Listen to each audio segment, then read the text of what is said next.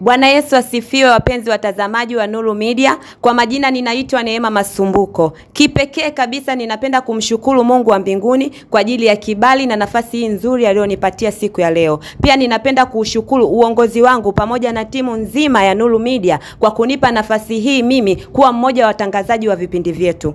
Nipo hapa ndugu mtazamaji wa vipindi vya Nuru Media kukuomba wewe uniunge mkono mimi kwa kunipa ushirikiano wako. Kwa pamoja mimi na wewe tuibebe huduma hii ya kiroho tufike mbali. Nuru Media tupo hapa kufanya sauti ya Mungu isikike. Sauti inayoleta faraja, sauti inayojenga, sauti inayoleta tumaini na sauti inayotoa mwangaza kwa kizazi chetu, kwa taifa letu na kwa dunia kwa ujumla. Sio kwa nguvu zangu, sio kwa uweza wangu, bali ni kwa nguvu za Mungu. Kwa pamoja mimi na wewe tukishirikiana tutatenda mambo makuu, tutamuona Bwana, injili itatangazwa na neno la Mungu litasikika sawa sawa na amri ya Bwana Yesu alivyosema, tuende ulimwenguni kote tukaitangaze injili. Na sisi tupo hapa kukuletea habari njema.